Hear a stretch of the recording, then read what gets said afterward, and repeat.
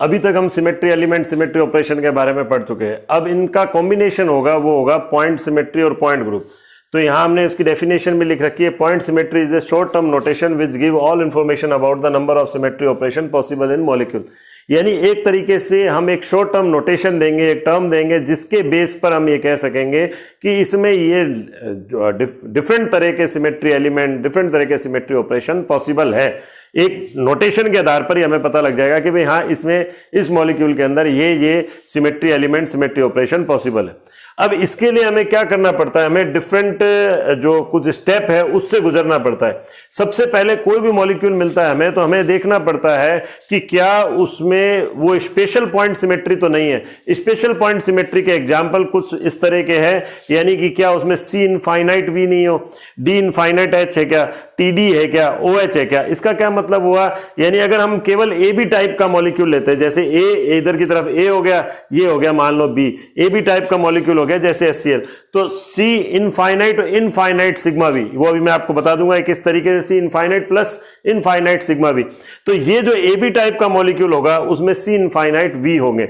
जैसे ए टाइप हो गया, यानी दोनों तरफ ए टाइप, मतलब जैसे CO2 लिया हमने, अब ये ए टाइप मॉलिक्यूल है, यानी दोनों तरफ सेम हो गया, ये ए टाइप मॉलिक्यूल हो गया। BeCl2 हो गया, तो ये ए टाइप मॉलिक्यूल हो गया। इसमें C इनफाइनाइट, यहां तो C इनफाइनाइट प्लस केवल इनफाइनाइट सिग्मा भी होगा, यहां C इनफाइनाइट इनफाइनाइट C2, और यहां पर साथ में हो जाएगा सिग्मा H। तो ये भी आपको क्लियर हो जाएगा क्या चीज होती है TD, यानी कि अगर कोई मान लो जो बिल्कुल सिमेट्रिकल टेट्राहेड्रल मॉलिक्यूल होता है जैसे CH4 CCl4, यानी सिमेट्रिकल टेट्राहेड्रल मॉलिक्यूल, उसके लिए हम ये TD टर्म ही यूज करेंगे।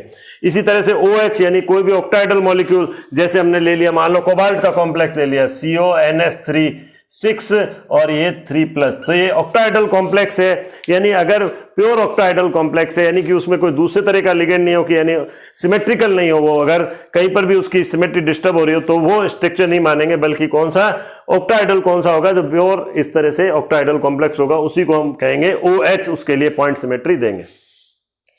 अब ये इनफाइनाइट वी और डी इनफाइनाइट एच, इनका क्या मतलब है अभी आपको क्लियर हो जाएगा। अब दूसरा हम लेते हैं मॉलिक्यूलर, हमें सेकंड स्टेप में देखना पड़ता है क्या मॉलिक्यूल कंप्लीटली अनसिमेट्रिकल है क्या, अगर उसमें सिमेट्री एलिमेंट ही नहीं है कोई। सिमेट्री एलिमेंट कौन सा है, जैसे अगर मान लो ये, मैं पहले एक बार मिटा देता हूं यहां से,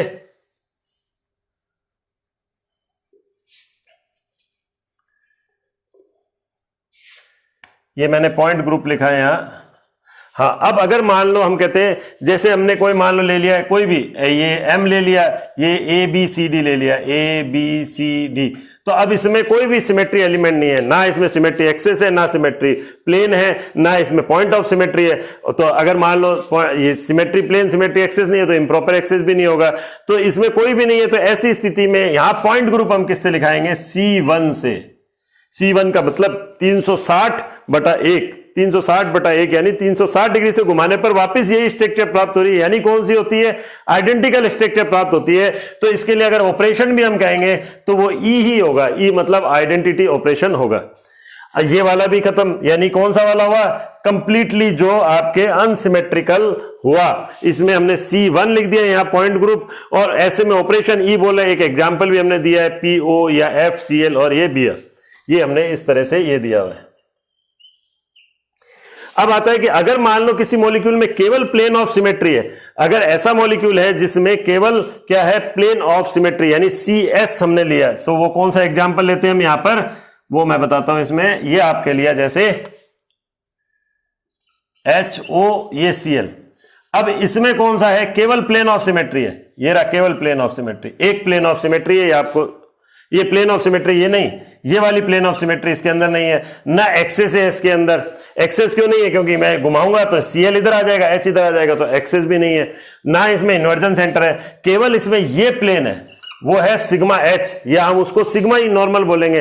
तो ऐसे में ये जो केवल प्लेन ऑफ सिमेट्री मैंने आपको कहा था, प्लेन ऑफ सिमेट्री, तो वो उसके लिए पॉइंट सिमेट्री होगी CS। और ऐसे में ऑपरेशन कौन सा होगा, सिग्मा, क्योंकि एक ही ऑपरेशन करता है, और साथ ही ऑपरेशन हो गया उसमें E तो हम उसके हर किसी मॉलिक्यूल के अंदर होगा ही। तो ये प्लेन ऑफ सिमेट्री है, तो CS पॉइंट ग्रुप हो गया और ऑपरेशन हो गया सिग्मा, ये हमने लिख दिया इसके अंदर सिग्मा एंड ई उसके ऑपरेशन होंगे। अब आता है अगर उसमें केवल सेंटर ऑफ सिमेट्री है, जिसका एग्जांपल हमने ये इस तरह से लिया हुआ है, ये मैं यहां वापस से बना देता हूं, ये इस तरह से Cl, ये F कोई भी हमने लिख दिया, ये रहा इसका Cl है तो ये Cl इधर, ये इधर, यानी कि यहां पीछे की तरफ है तो यहां Cl हमने आगे दिखा दिया, ये यहां पर F आगे की तरफ है तो हमने यहां इसको पीछे दिखा दिया और ये H हो गया। तो अब क्या हो गया, ये H से H, केवल इसमें सेंटर ऑफ सिमेट्री हमें पता ही है, यानी अब ऐसी स्थिति में जो ऑपरेशन होगा वो कौन सा होगा, आई ऑपरेशन, इन्वर्जन सेंटर, और ई साथ में आइडेंटिटी तो हो गई। ये तो हुआ जब हमने कुछ स्पेशल क्लासेस ली कि हमको ये स्टेप से तो गुजरना ही पड़ेगा। उसके बाद नेक्स्ट आता है जहां कॉम्बिनेशन आता है, यानी 5वां नंबर स्टेप। तो हमको क्या करना पड़ता है, हमें यूं एक मैं टेबल बना रहा हूं, चार्ट बना रहा हूं इस तरह का, ये हमें ध्यान रखना चाहिए।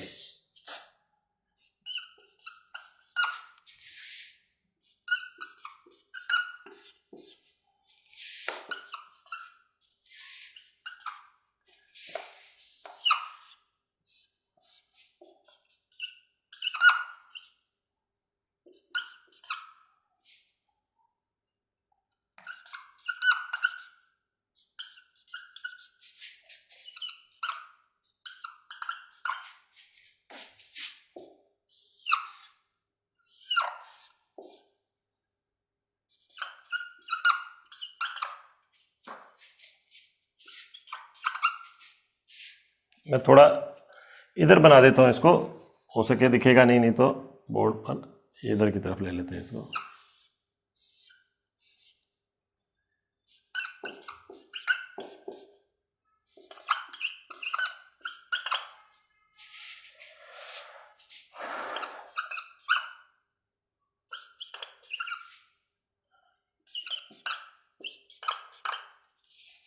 तो ये हमने बनाया, अगर ये 5वां स्टेप एक तरह से इसका हो गया जो हमें पॉइंट ग्रुप को देखना होता है। Cn अगर हम सबसे पहले देखेंगे उसमें प्रिंसिपल एक्सिस Cn है, अगर उसमें सब्सिडियरी एक्सिस नहीं है और अगर उसमें सब्सिडियरी एक्सिस है, यानी उसमें कौन सी है subsidiary axis, perpendicular to principal axis, हमने लिखा perpendicular to NC2 subsidiary axis. तो ऐसी स्थिति में हम पॉइंट ग्रुप यूज करेंगे Dn, और इसमें हम कुछ भी यूज नहीं करेंगे, इसमें हमने लिख दिया Cn एक तरह से। अब अगर उसके अंदर कोई भी सिग्मा नहीं है तो हम उसको Dn ही कह देंगे, ऐसे ही यहां पर भी कोई भी सिग्मा नहीं है तो हम ऐसे Cn ही कह दिए। अगर उसके अंदर सिग्मा H है तो हम DnH कहेंगे, अगर उसमें सिग्मा H, इसमें सिग्मा H है तो हमें CnH कहेंगे। अगर हम इसमें कहते हैं n सिग्मा D है और यहां हम कहते हैं n सिग्मा V है तो यहां हम बोलेंगे DnD और यहां हम बोलेंगे CnV। इसी तरह से हमें C infinite V D infinite H का मतलब हमें समझ आ गया।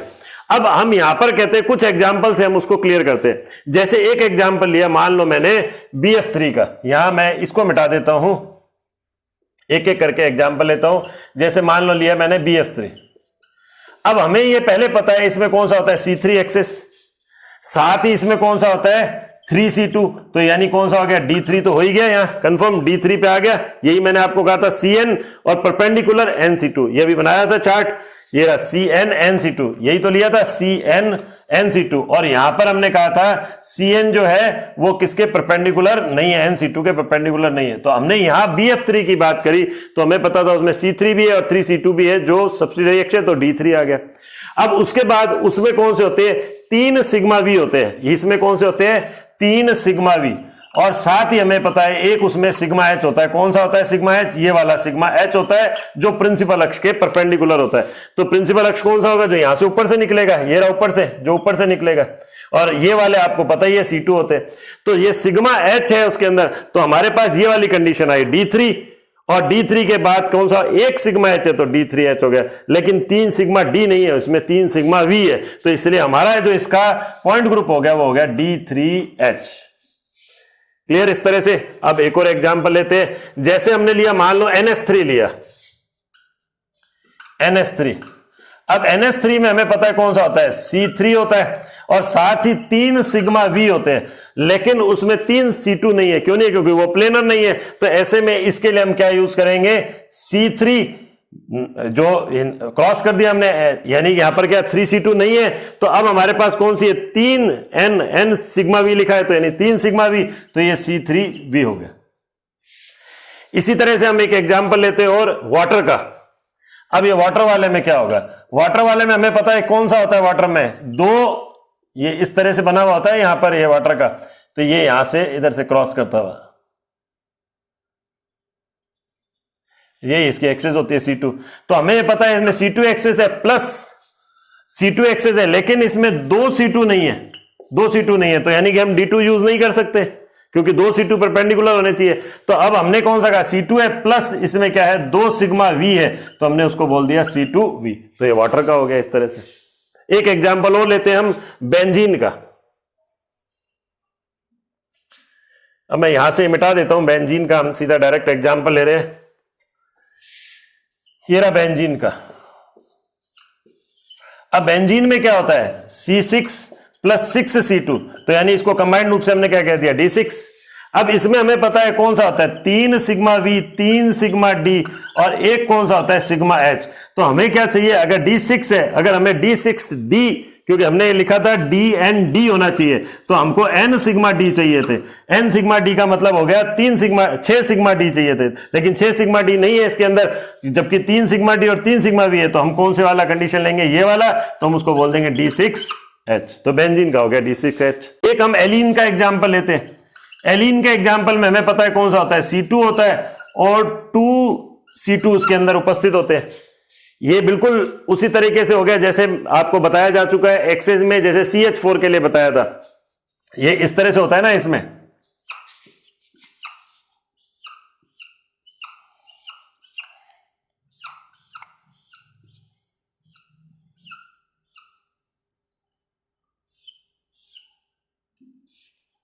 ये एलीन का इस तरह से H हो गया, H हो गया, H हो गया, ये। अब इसमें 3 C2 एक्सेस होते हैं। एक तो C2 ये रहा सामने से जो जा रहा है, एक ये रहा, एक ये रहा C2 2 और एक C2 ये रहा।